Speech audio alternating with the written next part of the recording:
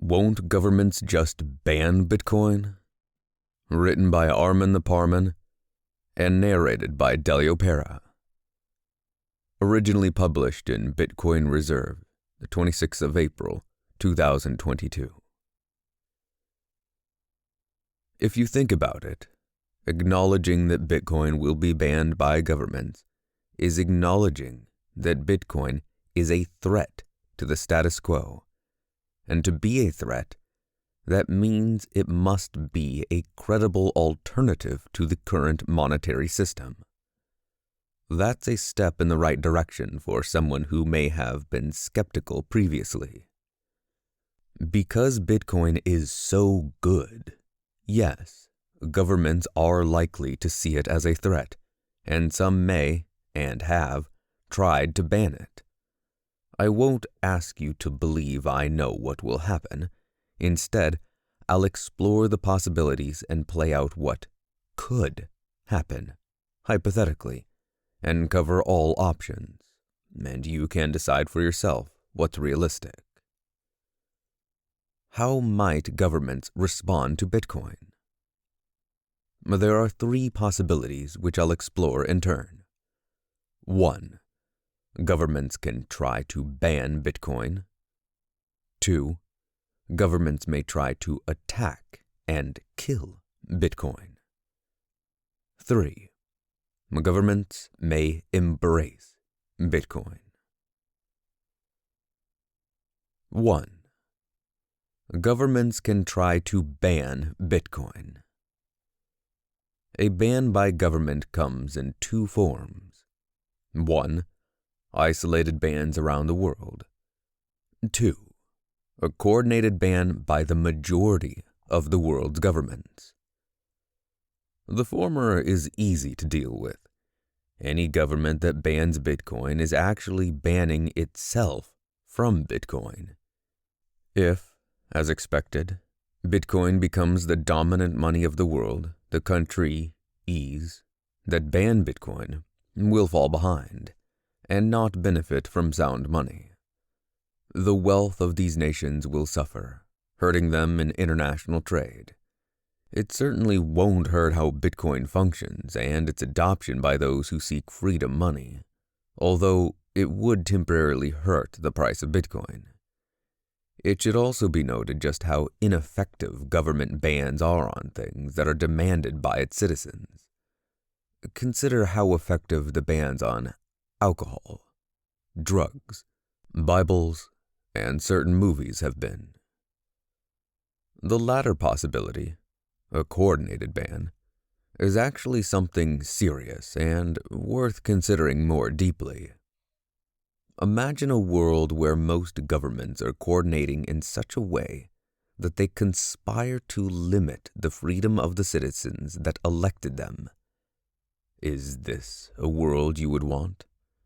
If we are on track for this type of coordinated authoritarianism, wouldn't we want to resist? Is there anything at all that allows us to resist such an infringement of our rights? Yes, it's Bitcoin. The only thing that can stop worldwide coordinated authoritarianism is Bitcoin, and the only thing that can stop Bitcoin is worldwide coordinated authoritarianism. You don't know who would win this battle with any certainty. Neither do I. But this weapon, Bitcoin, was created to fight exactly this. Abandoning the only weapon we have to resist is like entering a knife fight and throwing away your knife because your opponent might win. Also, if we lose this battle, the rulers of the world will own everything, and the people, us, will own nothing. If we are destined to own nothing, what is the harm in buying Bitcoin and trying to resist? It ultimately comes down to this. Do you want to fight for your freedom, or do you prefer the safety of being oppressed? What happens, though, if this particular coordinated attack is carried out? Does Bitcoin die? I would argue, even then, it's highly unlikely that Bitcoiners, passionate lovers of freedom, would give up. Bitcoin would move underground. The fiat conversion rate would be hurt, but a black market would develop. The fact that governments, which by then are possibly making everyone's life hell, went out of their way to ban Bitcoin is likely to make people seek out Bitcoin. In this world, we will say, thank God we have Bitcoin. 2. Governments may try to attack and kill Bitcoin. Governments are good at cutting off the heads of centrally controlled networks like Napster, but pure, peer-to-peer networks like Nutella and Tor seem to be holding their own. Satoshi Nakamoto. Attack the blockchain data? Simple attacks like that just won't work, because Bitcoin is truly decentralized. For example, to destroy Bitcoin, every single copy of the blockchain would need to be destroyed. The blockchain is data, and there are many copies, both public and hidden. There are thousands of copies, Bitcoin nodes, all over the world. It is simply impossible. Attack mining. Governments have already tried to ban mining. Recently in China, previously the largest region mining Bitcoin, banned all Bitcoin mining. Miners obeyed, but they also moved. The ASICs, single-purpose, powerful computers designed to mine Bitcoin, were relocated or sold and used in other parts of the world. Bitcoin didn't flinch. The network was not disturbed, and several months later, the worldwide hash rate recovered and is now at an all-time high. Governments may also cooperate to ban or coerce miners using an ESG narrative. Even if this is successful and deters big companies from mining, that allows smaller players to be profitable, a result of the Bitcoin difficulty adjustment embedded in the protocol. Perhaps, if there is extreme impairment of big players, people at home may be able to mine profitably. To be secure, there is no known minimum worldwide hash rate. It's quite possible for Bitcoin to be secure enough with only 10% of its current hash rate. Governments may cooperate to incentivize miners in such a way to make mining only possible for big companies. Market intervention to give selected companies an unfair advantage, and then force those companies to censor transactions. If this is actually successful, censorship of some transactions will hurt, but doesn't kill Bitcoin and doesn't give any government control of the monetary system, the reason Bitcoin was created. Transaction censoring is also highly unlikely, because those miners not under the influence will take on the censored transactions and include them in the blocks they win. The users who are censored will have to wait longer to get on the blockchain. So really, it's more a nuisance for them rather than censorship. A 51% attack has been discussed as well. This is where a government, theoretically with limitless resources, accumulates 51% of the hash power of the world. Assuming this is realistic for a moment, what can they do? They certainly would cause havoc, but would not kill Bitcoin. Their ability to censor or delay transactions is increased. Their ability to rewrite some blocks is also increased. They would also be able to engage in a DDoS attack, distributed denial of service attack, where they would mine empty blocks and rewrite blocks by competitive miners that do try to include everyone's transactions. Because they have the majority of the network, and earning Bitcoin is not an incentive, they can afford to do this. This is actually a highly expensive attack, and the preparation of this attack is not something that is easy to hide. A nation accumulating that much hash power is going to be noticed. Bitcoiners are not simply going to give up. Bitcoin is anti-fragile. It is code, and it will get stronger. It is possible that the developers could release a patch and make all the effort from this attack worthless. I don't need to speculate what that patch would be, and I won't deny that it would hurt Bitcoin to have to do this. But merely the threat that there is such a defense deters the attack from ever being undertaken. Attack developers? Bitcoin is already functioning well enough, so threatening the developers will not kill it. In addition, developers are smart enough to successfully go dark, use pseudonyms, and continue to work. Attack users? Governments could attempt to seize Bitcoin from their citizens, just like FDR's Executive Order 6102.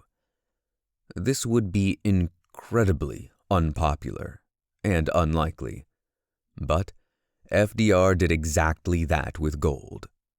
But the difference with Bitcoin is subtle. In 1932, if people and companies did not hand in their gold, that component of their wealth would be excluded from the payment rails of the local and international banking system. People wouldn't be able to transact with their gold unless it was face to face. This was a weakness of gold which eventually led to fiat money not backed by gold. Bitcoin users do not have this problem. If their Bitcoin was excluded from the banking system, i.e. they were unable to electronically sell their Bitcoin for fiat, that wouldn't be so damaging because Bitcoin can be sent peer-to-peer, instantly, all over the world. Bitcoin doesn't need the banks. It replaces the banks. So, if such an executive order came to pass, Bitcoiners would more effectively resist than gold holders in 1932. Do not forget also that if many Bitcoiners do give up their Bitcoin to government, that hurts those people, not Bitcoin. Bitcoin still survives, and those that kept their Bitcoin kept their wealth. Attack custodial services? It's quite realistic that governments may seize the Bitcoin held by exchanges or major companies for national security. For example, anyone who keeps their coins on the exchange would have then donated their Bitcoin. This is particularly a risk as the price of Bitcoin continues to rise and fiat currencies hyperinflate. This doesn't kill or hurt Bitcoin in the same way that a bank robber successfully robbing a bank doesn't hurt the dollar. 3. Governments may embrace Bitcoin. The smartest approach. Whichever nation leads the way will benefit the most. This is probably the most likely scenario if considering incentives. The more that various nations adopt Bitcoin, the lower the chance that they will all cooperate to conduct a coordinated attack on Bitcoin, Bitcoin's biggest threat. One nation has already thrown its hat into the ring, El Salvador. In 2021, President Bukele made Bitcoin legal tender in the country, alongside the dollar. While this is not the same as a nation accumulating Bitcoin, the move was associated with a Bitcoin accumulation strategy. At the time of writing, 3 further announcements were made at the Bitcoin Miami conference. 1. Madeira, an autonomous region of Portugal, will be welcoming Bitcoiners with tax exemptions on Bitcoin payments. It initially seemed like this was a legal tender announcement, although that was not the case. 2. Pera, a special economic zone of Honduras, is adopting Bitcoin as legal tender. 3. Senator Indira Kempes will be introducing a bill to give Bitcoin legal tender status in Mexico. In addition to entire nations adopting Bitcoin, other important developments to take note of are politicians that publicly support Bitcoin or are known to own Bitcoin. The more politicians that do this, the more likely it is that the nation will embrace Bitcoin, or at the least, the less likely it will attack Bitcoin. Some examples are Senator Cynthia Lummis, Wyoming, USA; Jane Hume, Australia's Minister for Financial Services; Indira Kempes, Mexican Senator; Pavel Nikolaevich Zavalny, Chairman of the State Duma, Russia, accepting Bitcoin payments for oil and gas; Andrew Yang, U.S. presidential candidate; Francis Suarez, Miami mayor; Pierre Poilievre, Canadian member of parliament. There may be nations quietly accumulating Bitcoin as well. Given that it is competitive, it's in a nation's interest to acquire Bitcoin without alerting the world, so they may continue to purchase/mine at a low cost. Bitcoin may be acquired by nations in a few different ways. 1. Force, confiscations from exchanges, companies, and citizens. 2. Purchasing, either with reserves or printing money. And 3. Mining, equipment may be confiscated or purchased. Force. The first option is the most effective way to get the most possible Bitcoin quickly, and I expect some nations will do this. Note, it does not kill Bitcoin. Just because an entity maliciously acquires Bitcoin does not mean that it destroys the money. Purchasing. I also expect purchasing in the open market to happen to some degree. Governments that do this by printing money will eventually destroy their own currency, but in return will have more Bitcoin for the next monetary period. The people that will suffer are 1. Those that adopt Bitcoin last. 2. Those that sell their Bitcoin to the government, whatever the price. 3. Those that continue to invest in fiat-based assets. 4. Those that hold fiat for savings. 5. Those with retirement entitlements. Mining. Mining by governments is a slow burn. It's an honest way to earn Bitcoin, helps the network by making it more secure, and if done by many different nations, distributes the mining power, making it more difficult for one actor to get 51% of the total. The problem with acquiring Bitcoin through mining is that it is very competitive, takes time, and there are only 2 million Bitcoin left to be mined. A nation that has, say, 10% of the mining power of the world will earn 10% of the block reward on average. Currently, 900 Bitcoin are mined per day, and so this nation would earn 90 Bitcoin per day. The 2 million Bitcoin figure is a calculated and predetermined number. It's the issuance of new Bitcoin over the next 100 years. But most of those 2 million Bitcoin are created over the next 12 years. It's game on for those last 2 million Bitcoin. It is much harder to acquire 2 million Bitcoin through purchasing on the open market because most of the Bitcoin are not for sale at any fiat price. Many Bitcoiners are holding until the day fiat dies, including myself. Summary. In summary, I do think governments will come for Bitcoin, either to hurt it or to get more. Whatever they do, Bitcoin is going to be fine. You may not be, though. Get your coins off exchanges and learn how to do this to protect yourself. Ask for help or learn online. Visit my website, armintheparman.com, which is dedicated to teaching people how to hold their own coins. Don't leave them in a giant honeypot for your government to take in one swoop. Make them come after each person, one by one. Make it difficult.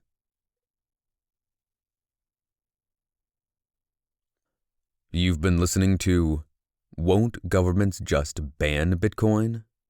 Written by Armin the Parman and narrated by Delio Pera.